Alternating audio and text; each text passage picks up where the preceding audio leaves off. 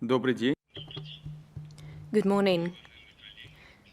Good morning, distinguished colleagues. It is a pleasure to welcome you at the press center of the Russian Foreign Ministry at Rodion Miroshnik, Ambassador at Large's briefing on the crimes of the Kiev regime against peaceful civilians. We now give the floor to Mr. Miroshnik, and then you will be given a chance to ask your questions. We are being broadcast live. This briefing is being interpreted into English, French, and Spanish. Mr. Miroshnik, the floor is yours. Good morning, ladies and gentlemen. All my conclusions and comments related to the criminal acts of the Kiev regime operating in Ukraine will be based on the data collected by the Ambassador at Large's office regarding crimes of the Kiev regime, together with other federal authorities and NGOs in November and early December, that is over 1 month. They record instances in which the Kiev authorities violated international human rights law and international humanitarian law.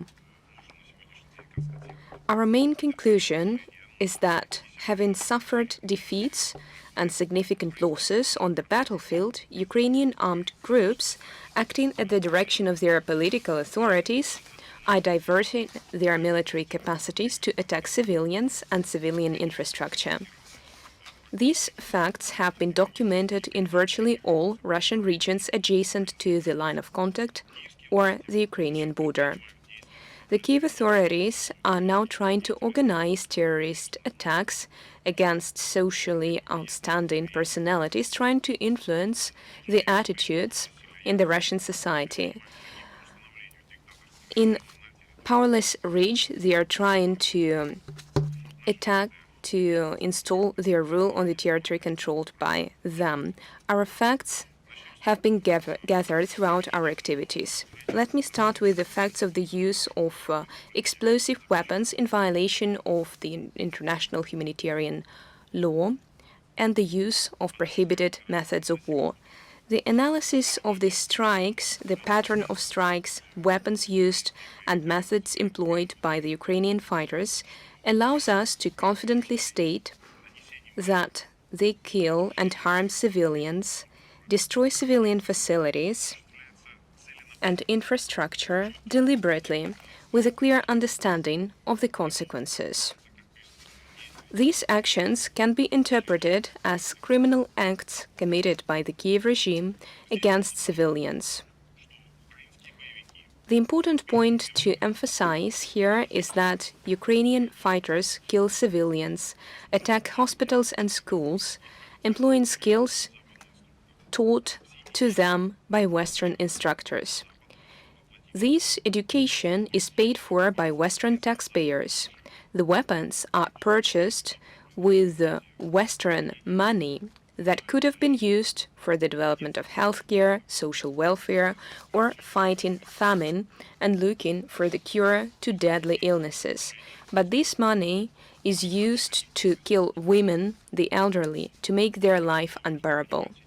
It is especially important to understand now when Zelensky is visiting the Congress of the United States asking for more money, more funds to continue the bloodshed in Ukraine and adjacent Russian regions. Over this period, since November the 1st, Ukrainian shelling has harmed 13 children. 2 of them were killed. One boy was killed in Donetsk by an American HIMARS rocket that struck a social welfare center. The other one was killed in Gorlovka by a shell from another MLRS of 122 mm caliber.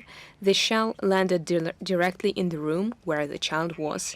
He had no chance to survive.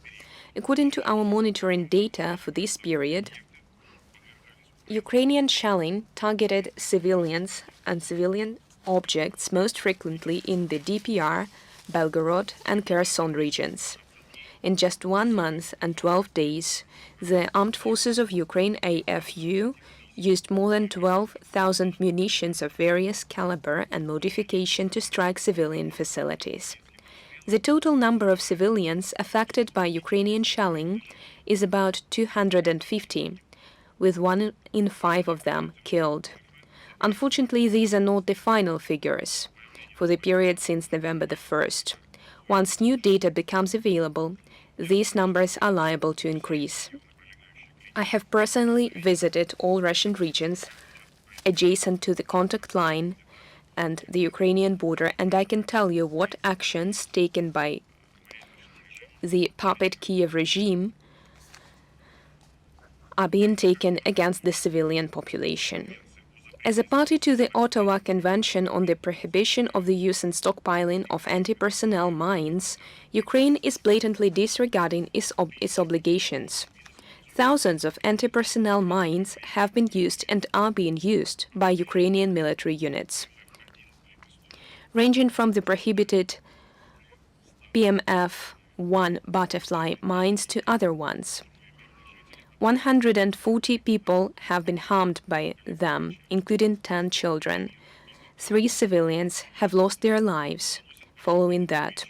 These mines tear off limbs and maim people for life, disable them.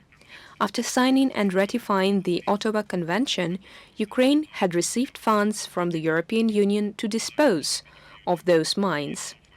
I don't know where those funds went. It's not up to me, but I know that today thousands of such mines are being thrown in the territory of Donbas and the contact line adjacent areas.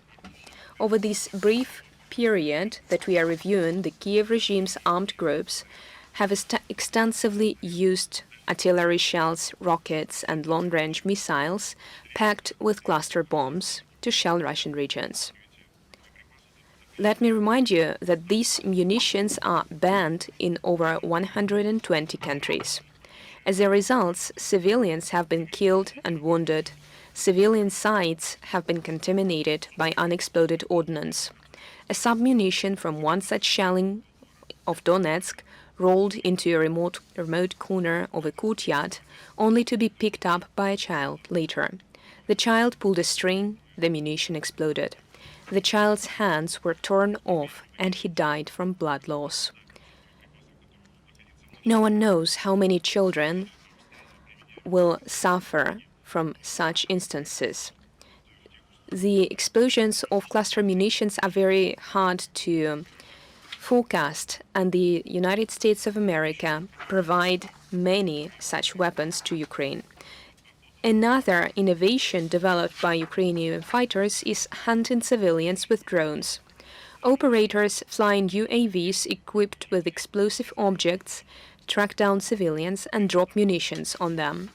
Such civilian hunting injures and sometimes even kills the targeted victims. The oldest target during this period was an 81-year-old woman. The youngest one was just 2, a toddler. So far, in the last month alone, 57 civilians have fallen victim to this terrorist tactic, 3 of them children. 3 people have been killed. I will provide some accounts relating to these inhumane tactics.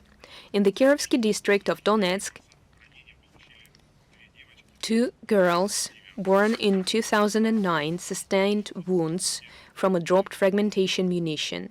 Shrapnel penetrated the girls' abdomens, arms and legs. Doctors are still fighting to save their lives and health. It's a complicated process. The explosives were dropped near a grocery store and a public transportation stop, just after the girls got out of the bus and headed to the store. Ammunition was dropped, gravely injuring these girls. On November the 24th, in Staromykhailovka, Kievsky district of Donetsk, a drone operator dropped ammunition on a 10-year-old girl who was outside in the courtyard of a residential building at the time of the attack. The child was gravely injured. Just 3 days ago, 7 people were injured in Donetsk in one day. In Kievsky district, an 81-year-old woman was targeted with ammunition. 2 strikes were carried out against gatherings of civilians, with 3 people wounded in each of them. They were all civilians, not a single one of them carried arms. The operators saw this clearly. Nevertheless, they chose to attack those small children, gatherings of civilians, and the elderly woman. The same method was used on November the 22nd in Zaporozhye region, with a crew of journalists attacked. Reporter Boris Maksudov was injured and later succumbed to his wounds. The nationalists were aerially tracking the group of Russian journalists, and when they stopped and started filming a broadcast, they were hit. On November the 13th, settlements in Gornostaevsky district of Kherson region came under a massive drone attack. The enemy UAVs were most active in the villages of Gornostaevka and Kayeri. Using FPV drones, first-person view drones, that is, drones allowing the operator to put on augmented reality glasses and see everything that is captured by the drone's camera, munitions were dropped on civilians. 2 civilians suffered severe mine blast injuries. In Gornostaevsky district, 5 civilian vehicles were burned down. Several administrative buildings, which are operating in normal civilian mode, were damaged. While telling you about the Nazis hunting civilians with drones, I can't escape the feeling that I see footage from World War II.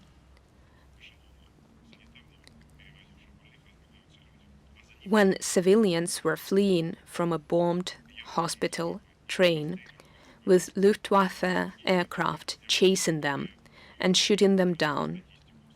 Similar imagery comes to the mind when I think about daring American helicopter pilots flying in Vietnam, shooting civilians fleeing from burning villages. I could never imagine that such crimes would be repeated in our time by Ukrainian Nazis. Ukrainian fighters have mastered and regularly employ the terrorist tactic of repeated strikes. After a crime has already been committed and a civilian mass gathering has been hit, rescuers and medics rush in to aid the injured. It is at that point that the Ukrainian Nazis strike the same site again. Clearly, they target rescuers, medics, journalists and law enforcement officers, who are the first responders who arrive to the site of the attack or the bombing. Since November the 1st, we have identified 4 cases of terrorist repeated strikes in Donetsk alone, with over 40 rescuers hurt. 2 of them were killed. 5 medics have been injured, and an ambulance driver has been killed. I will mention some of the most notorious ones. On November the 7th, 3 HIMARS rockets were fired at the district center for labor and social protection in Donetsk. The first one hit the building of the social welfare center. The explosion killed and injured its staff and visitors. 20 minutes later, a second shell hit the building, and within 90 minutes came a third one. A total of 61 people were harmed, 7 killed, including 1 child, 54 wounded, including 2 children. The driver of the ambulance died. The injured included 3 medics, a traffic police officer, and 23 AMERCOM personnel. On December the 6th, in the Budyonovsky district of Donetsk, a HIMARS MLRS struck civilians' bitumen tanks that had been brought to the city for reconstruction. After a fire broke out and rescuers arrived to extinguish it, Ukrainian Nazis hit the site 3 more times. As a result, 2 AMERCOM personnel were killed and 13 more were seriously wounded.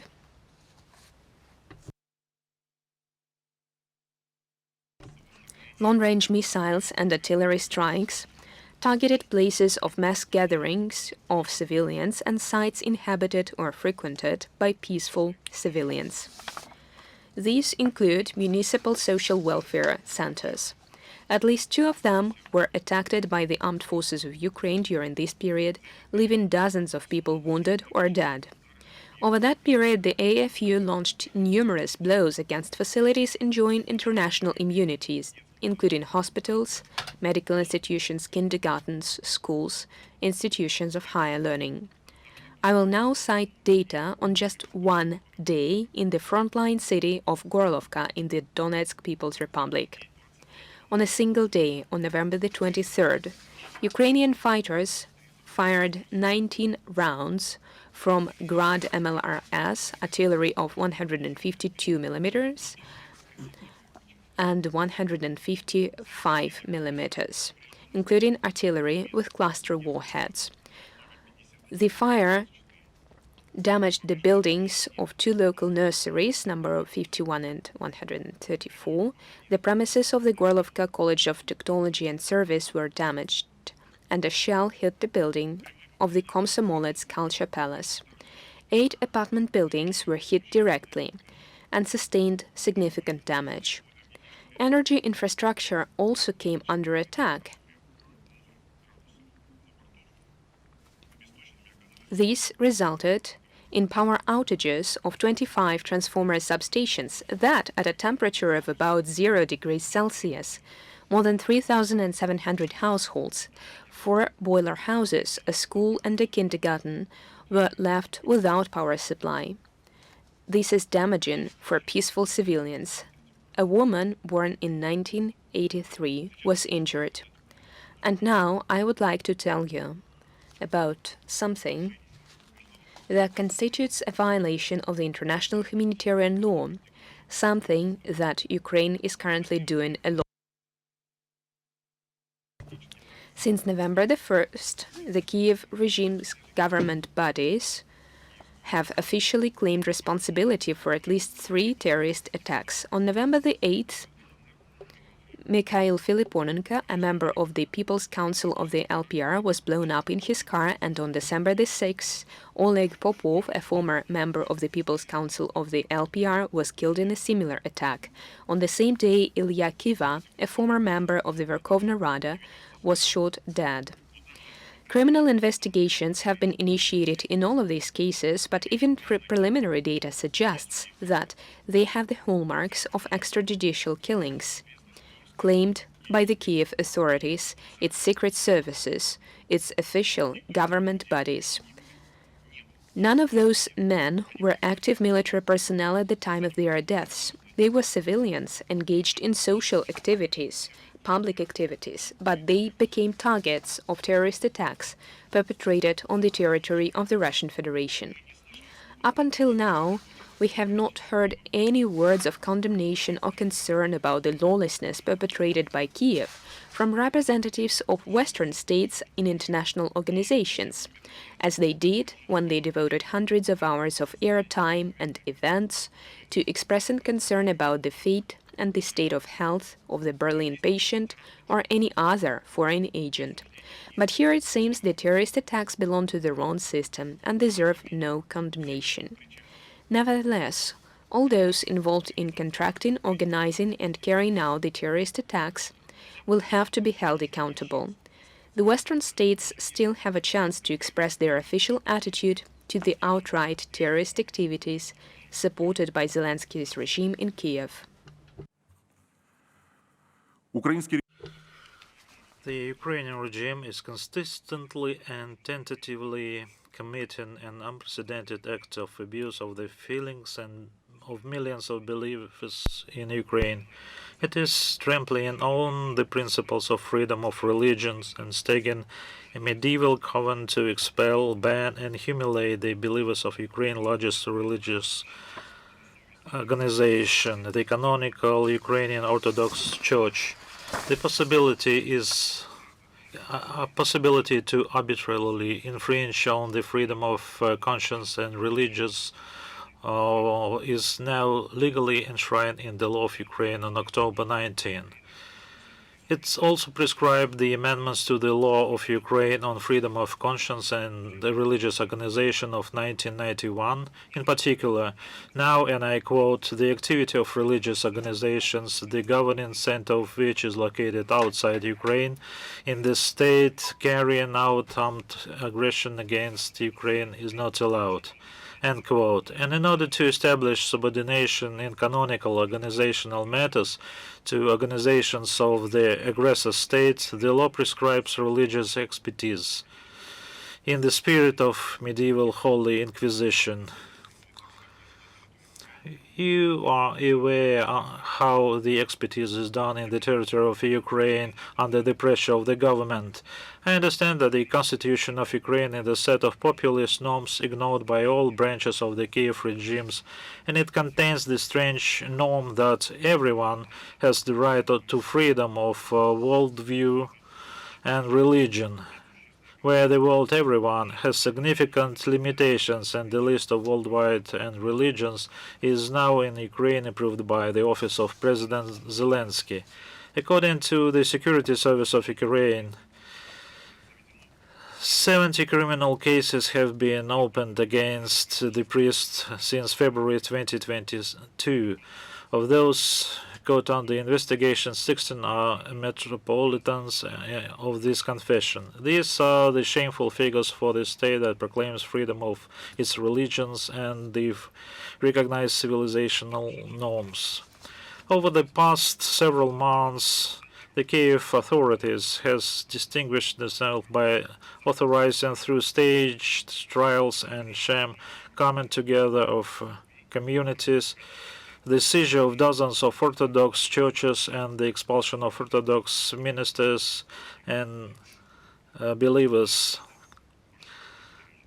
This is what has been done by the Kiev regime. On November 30th at 6 a.m., the police cordon of the Kremet St. Nicholas Cathedral of Pochaev Lavra in the Ternopil region, which housed the region's schools. They broke the doors and cut the locks of the church and other rooms, and the students of the school, who were girls of 15, 17 years old, were forced into buses and taken away. This humiliating act was done only in order to hand over the object of the Pochaev State Historical and Architectural Reserve, which after the cleansing from the wrong believers will be handed over to the correct church. This is the normal situation with the huge religion in Ukraine. Some words about the infringements of the language rights. When we are talking about the negotiations related to Ukraine's accession to the European Union, UN officials pointed out to Kiev that issues related to the infringements of the language rights of national minorities in Ukraine territory should be settled down. That result in such an attempt to settle this. This, in fact, tells about the segregation. We are talking about the speakers of the language of the titular nation, speakers of the languages of EU countries, and the powerless meaning speakers of the Russian language and culture.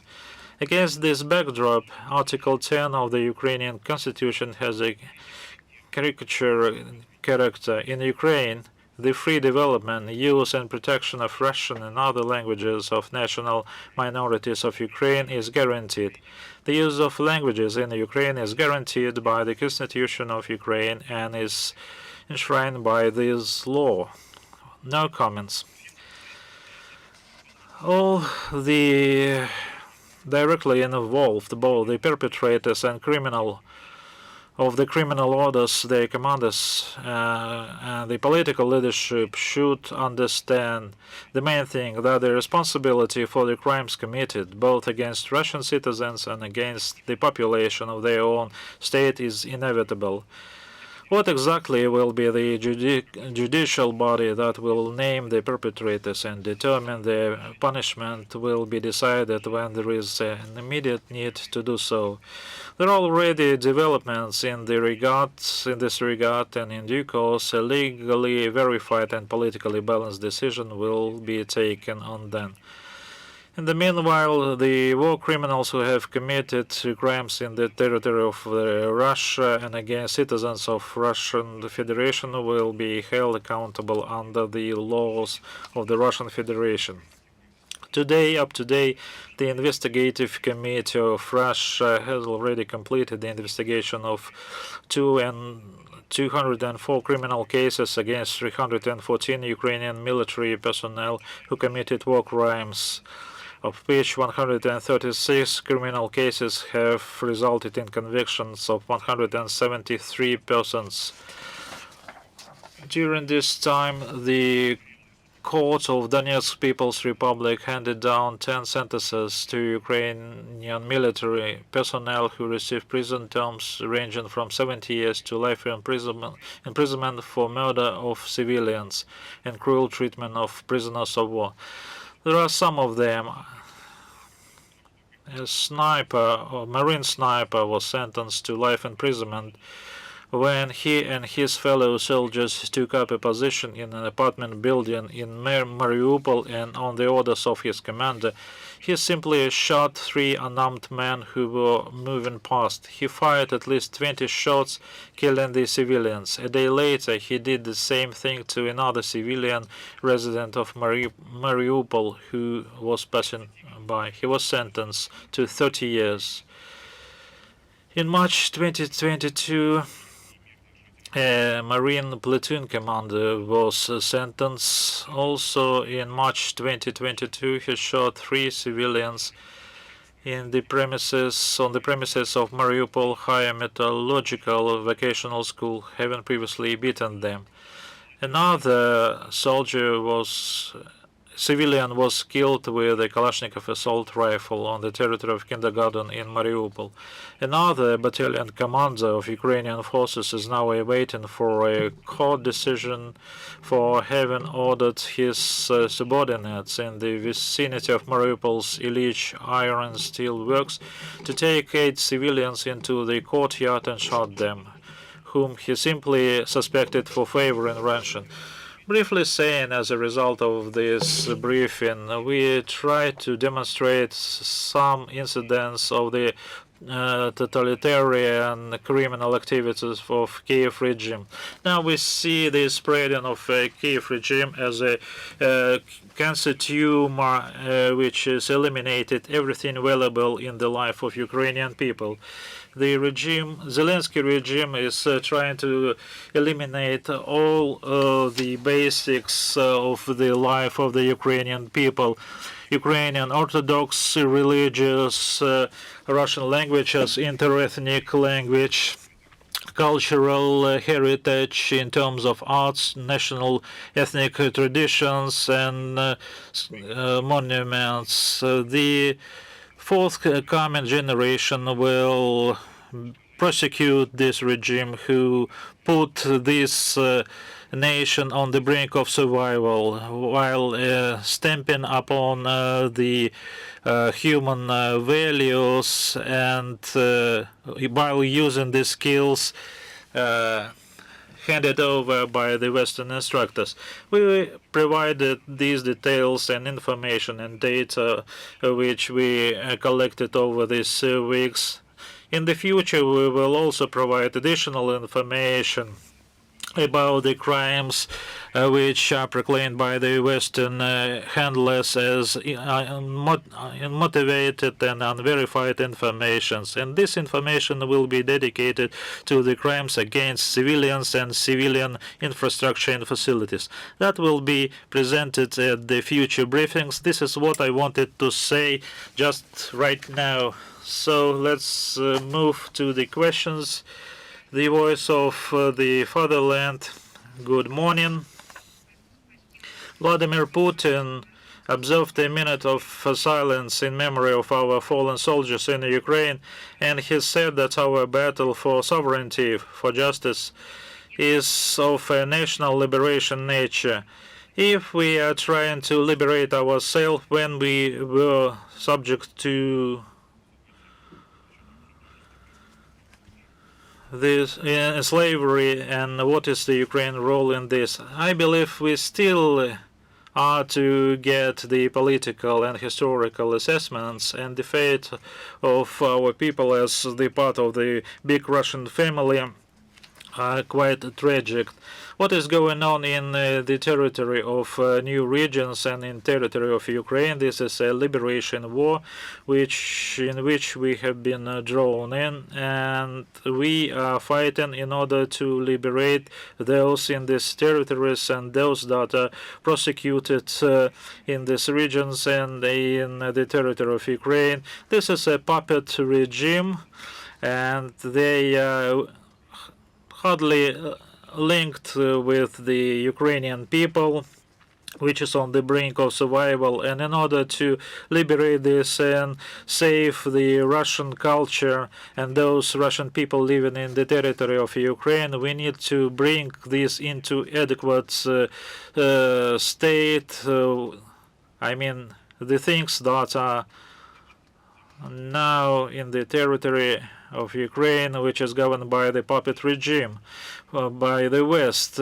Now we are talking about the liberation war. We conduct the special military operation, and until otherwise instructed by the president, it will continue, because we see no other options how to liberate these Russian people. So, can I specify?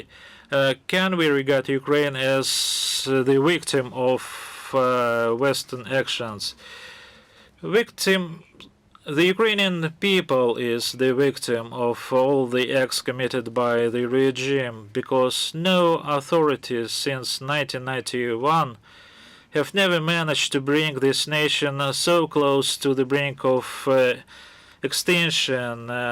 The Zelensky regime is the bloodiest regime from as compared with other regimes existing in the territory, and it's not capable of ensuring decent living conditions of those people living in the territory of this. Now let's move to the foreign radio saga. Good afternoon. Regarding the international structures,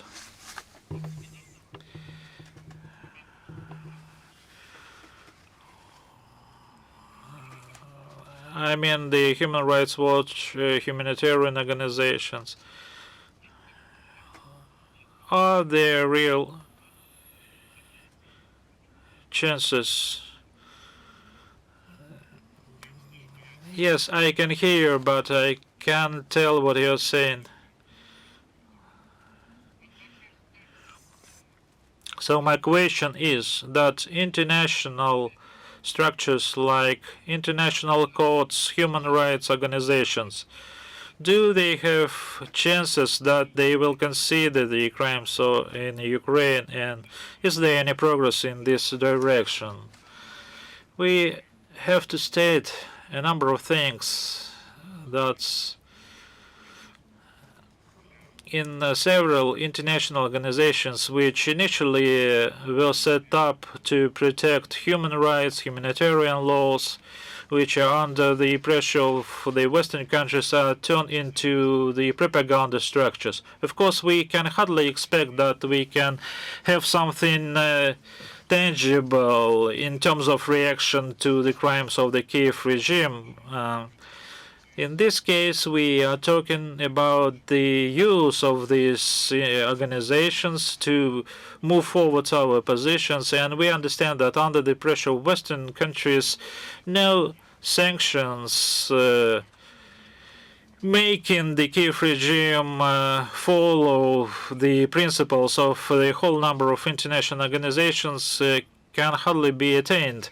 We understand that in order to for this period of time, we need to look for new forms of interactions which go beyond the existing framework of these organizations. Now, in the context of pressure on the part of the United States, like Hitler used to say, "I will liberate you from chimera of conscience." So the same can be said about these existing Kiev regimes. I will quote a whole number of precedents which were ignored by the Western countries in all these organizations, be it United Nations, Council of Europe, and so on and so forth. They were just bluntly ignored. Especially, I'm referring to those flagrant violations. And until the Western countries use this as a propaganda means and tools, then we can hardly expect something positive. So we need to look for new forms of organizations and structures to promote our objectives. Thank you very much. Any further questions? Thank you very much. Thank you for your expanded question. Any further questions on the part of other journalists and media colleagues? Rodion Valerievich wrote on, just as a follow-up of the previous question, and using the Red Cross organization, have you thought about providing this collected data to them? Something tells me that in terms of majority of data collected and presented by me just right now in the course of this briefing, I believe they are all available to the representatives of the Red Cross organizations. We have been engaged in a direct dialogue with them. I mean, our structures, they perceive some of this information, but unfortunately, we do not have any proper response or reaction on their part because of the pressure of hegemon. And so far, there is no tangible distinction between Red Cross and other human rights and humanitarian organizations. At least for me, it's very hard to tell the difference. Thank you very much, dear colleagues. Any further questions? Someone's just connected to our briefing. If there are no further questions, I would like to thank all. Can I ask an additional question?